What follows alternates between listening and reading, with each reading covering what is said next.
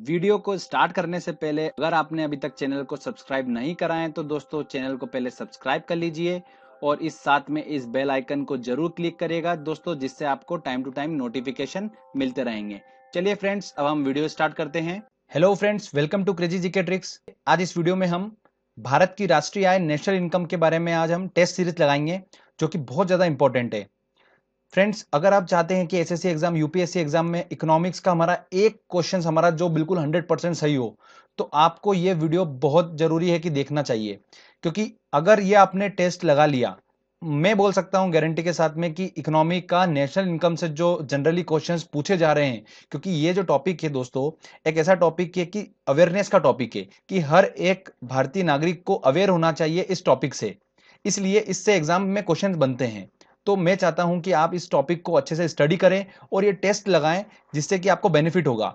Test दोस्तों आप तभी लगा पाएंगे जब आपने मेरा प्रीवियस लेक्चर देखा होगा नेशनल इनकम के बारे में, जिसकी लिंक मैंने डिस्क्रिप्शन में दे रखी है। तो प्लीज फ्रेंड्स, पहले वो आप कंसेप्चुअली पहले समझ लीजिए। वो लेक्चर समझना बहुत जरूरी है।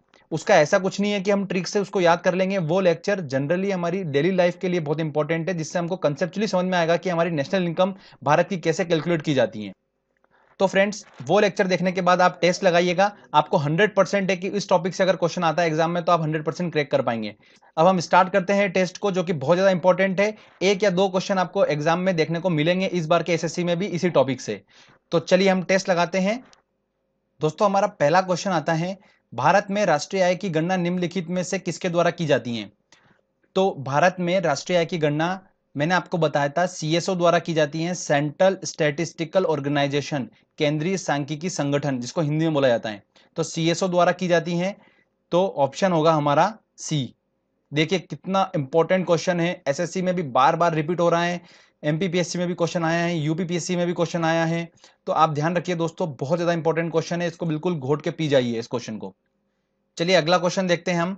भारत में राष्ट्रीय आय का आकलन सबसे पहले किसने किया था?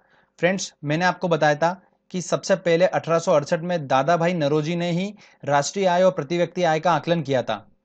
ऑप्शन में दादा भाई नौरोजी बी आंसर है, इसका लगेगा आंसर बी सही।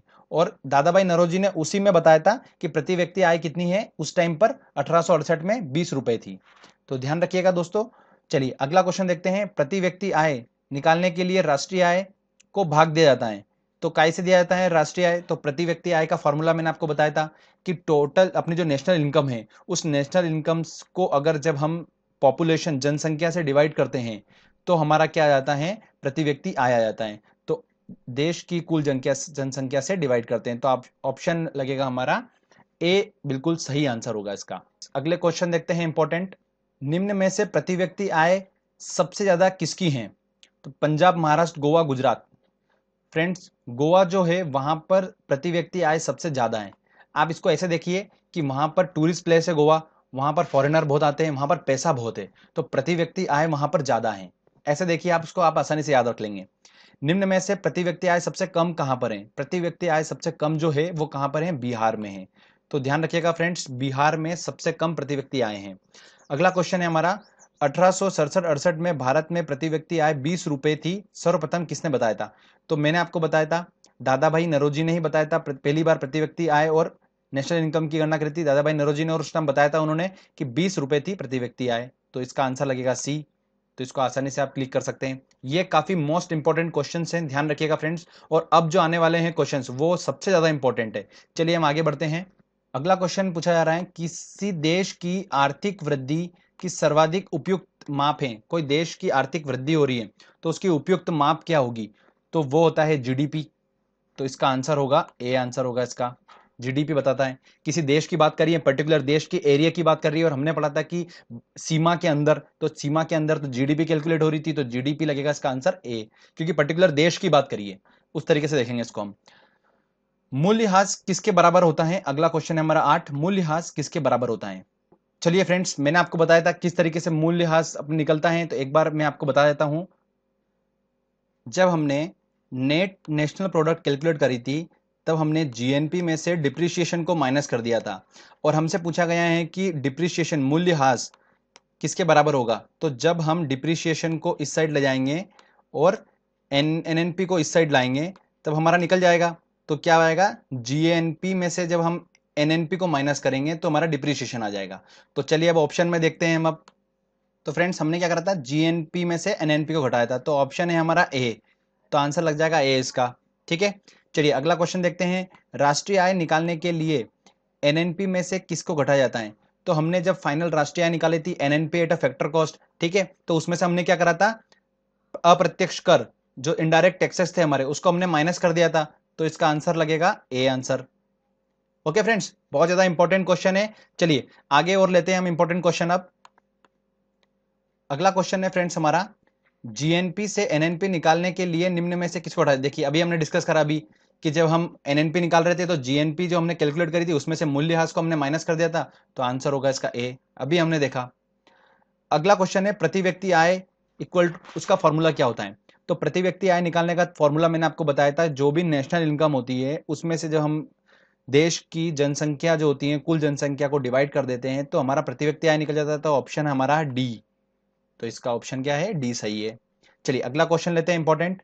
आर्थिक विकास का सबसे अच्छा सूचकांक है, मतलब किसी देश की आर्थिक जो विकास हो रहा है उसका सबसे अच्छा सूचकांक क्या होगा?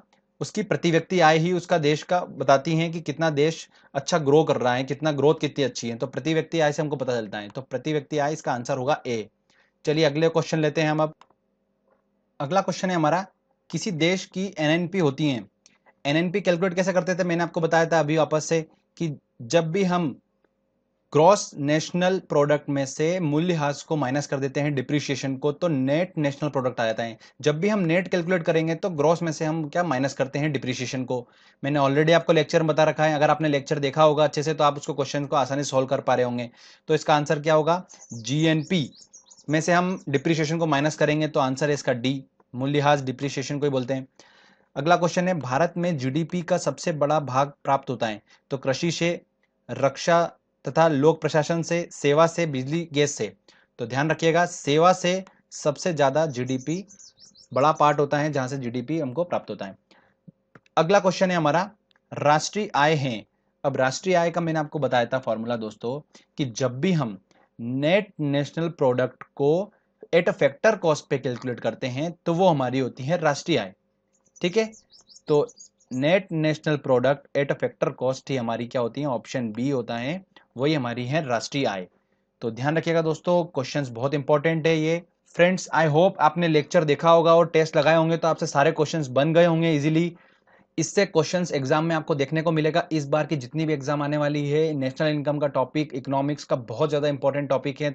आई होप दोस्तों आपको ये वीडियो अच्छा लगा होगा, और अगर आपको ये वीडियो अच्छा लगा है तो दोस्तों जल्दी से इस वीडियो को लाइक करिए, दोस्तों के साथ शेयर करिए और इस चैनल को जरूर से सब्सक्राइब कर दीजिएगा दोस्तों, जिससे मैं ऐसे अच्छे अच्छे वीडियो आपके लिए लेकर आता रहूंगा। तब तक के लिए फ्रेंड्स, गुड बाय।